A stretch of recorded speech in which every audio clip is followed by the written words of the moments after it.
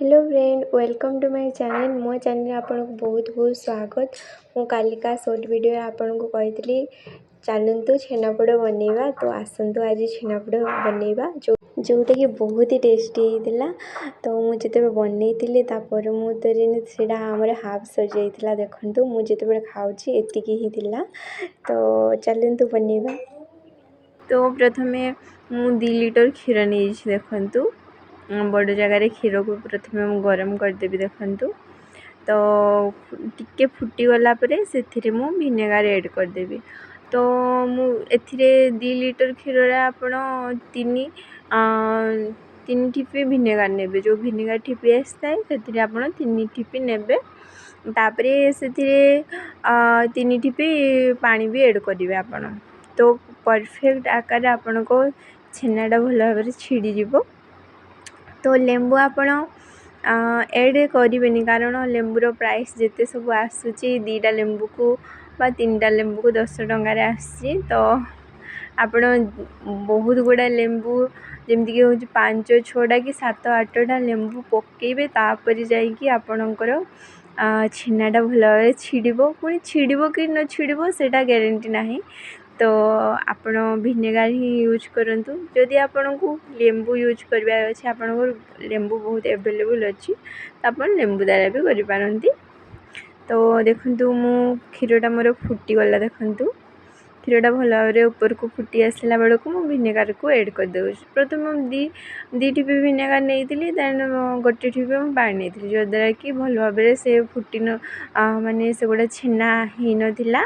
तो नेक्स्ट मु आउ थरे मु ऐड कली आ गोटे ठिपी ऐड करिकी तापरे भल भाव छेनाटा छिड़ी गला। देखंतु छेना हमर रेडी हो गला पूरा भल भाव रेडी होईची। देखंतु छेना को एबे छाणी दबा।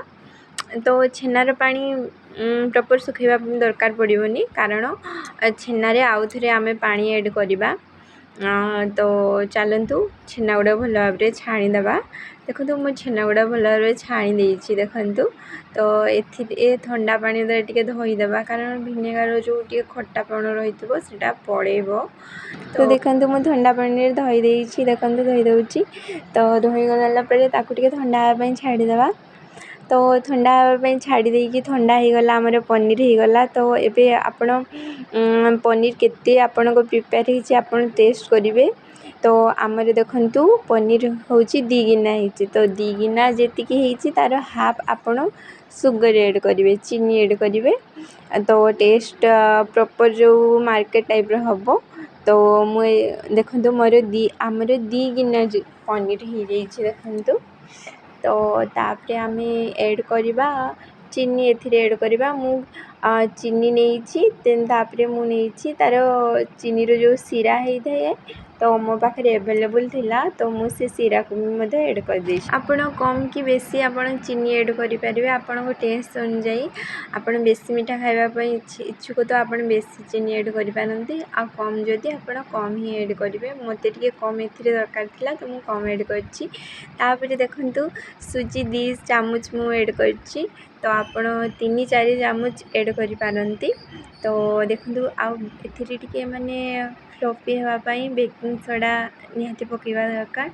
तो जो द्वारा कि भल भाव छेनापोड़ा आम सीझी जाए आ मध्य फुली भी मध्य थाए। तो देखंतु भल भाव मु सब को मिक्स कर दउछु। देखंतु सब गुडा भल भाव आपण मिक्स करिवे। तो तापर जाई कि प्रॉपर भाव तैयारी हबो। तापर मु किछि 5टा इलायची नेछि देखंतु। 5टा इलायची को मु चपा छडे देइछि देखंतु। चपा छडे देइकी से गुडा भल भाव मु माने से गुडा को भल भाव कुटिकी ता गुंड कर देबी देखंतु। गुंड को मु भल भाव सेतिरे मु ऐड कर देबी आम छेना रे। तो छेना रे भल भाव ऐड कर देला परे से गुडा को भल भाव आपण मिक्स कर देबे। तो देखंतु मु भल भाव प्रॉपर भाव मिक्स कर दउछि। आ एथिरे टिके पानी मु ऐड करछि कारण पानी को ऐड कले तार कंसिस्टेंसी भल आसीबो। तो आपण भी एतिकी ही कंसिस्टेंसी मु जेतिकी करूछि आपण भी सेतिकी ही कंसिस्टेंसी रखिबे। तो भल भाव यार सीझी जीवा आ मधे सॉफ्ट आ नरम भी मधे हेइथिबो। तो देखंतु मु से गुडा भल भाव गळेई दउछि। सांग मैंने आपण जो मैंने मोर सब्सक्राइबर अच्छा बहुत बहुत धन्यवाद। आउ मो वीडियो देखुवर बहुत बहुत ही धन्यवाद। तो आपण मो वीडियो को प्लीज़ लाइक करंतु। आउ जो मैंने नुआ अच्छा मो चैनल को प्लीज़ सब्सक्राइब करंतु। मु आपण नुआ नुआ भल भल टेस्टी टेस्टी रेसिपी नहीं आसबि। तो आपण मो सहित जोड़ी हुई रुहतु।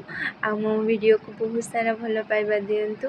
धन्यवाद आपण को बहुत बहुत धन्यवाद। तो चलतु आम करेई पूरा रेडी होगला गरम हो गला से बेस आम लुण एड करवा। लुण को बहुत थर यूज करी प्रायतः 3-4 थर मु यूज करी।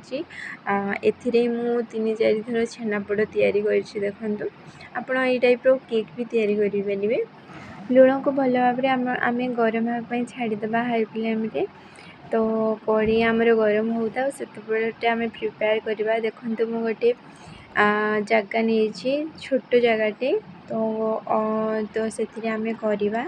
तो प्रथमे आम घी द्वारा चारियाडे आम घी को चारियाडे देदेबा जो द्वारा कि आमर छेनापोड़टा आमर जो जगार लगनी। तो आम जो पात्र नहीं से प्रॉपर भाव में घी चारिपटे आम देदेबा। देखु घीर फ्लेवर भी आसो आउ टेस्टी भी लगे। तो से आपण घी एड करपारती बटर यूज करपारती आपण नहले आपण तेल द्वारा भी आपणकर हो। मुझे घी एड कर देखु तापर भल भाव घी आम दे सारापर आम कदली पत्र द्वारा करवा। देखो मु कदली पत्र नहीं आ छोट छोट पीस करदे भल भाव धोई आ पोछि भी देछि।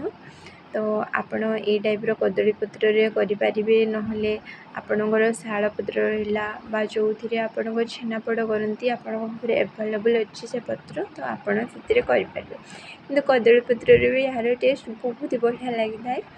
तो सांग मैंने खरा दिन चलती बहुत ही गरम हो।